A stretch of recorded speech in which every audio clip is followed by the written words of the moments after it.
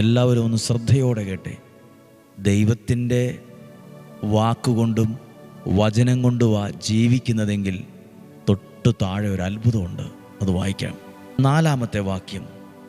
ഈ 40 സംവത്സരം ദൈവത്തിൻ്റെ വാക്കുകേട്ട്, ദൈവത്തിൻ്റെ വചനം കേട്ട് ജീവിച്ച 40 സംവത്സരം നിങ്ങളുടെ വസ്ത്രങ്ങൾ പഴകിക്കീറിപ്പോവുകയോ കാലുകൾ വീങ്ങുകയോ ചെയ്തില്ല.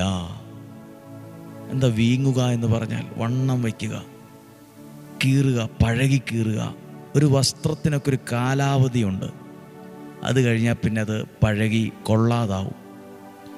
ദൈവത്തിൻ്റെ വാക്ക് കേട്ട് ജീവിക്കാൻ തുടങ്ങുമ്പോൾ ബൈബിൾ പറയുവാണ്, അവരോട് പറയുവാണ്, 40 സംവത്സരം നമ്മൾ നടന്നു, പക്ഷെ നിങ്ങളുടെ വസ്ത്രം പഴകി കീറിപ്പോയില്ല, കാലുകൾ വീങ്ങിയില്ല, വണ്ണം വച്ചില്ല. എന്ന് പറഞ്ഞാൽ നടന്ന് കാലിന് നീരൊന്നും വന്നില്ലെന്ന്. അത് ദൈവം നയിച്ചതിൻ്റെ, ദൈവം അവരെ പരിപാലിച്ച് നടത്തി. അതാ എൻ്റെ അർത്ഥം. മനുഷ്യൻ ജീവിക്കുന്നത് അപ്പം കൊണ്ട് മാത്രമല്ല, ദൈവത്തിൻ്റെ നാവിൽ നിന്ന് പുറപ്പെടുന്ന ഓരോ വാക്കുകൊണ്ടുമാണ്.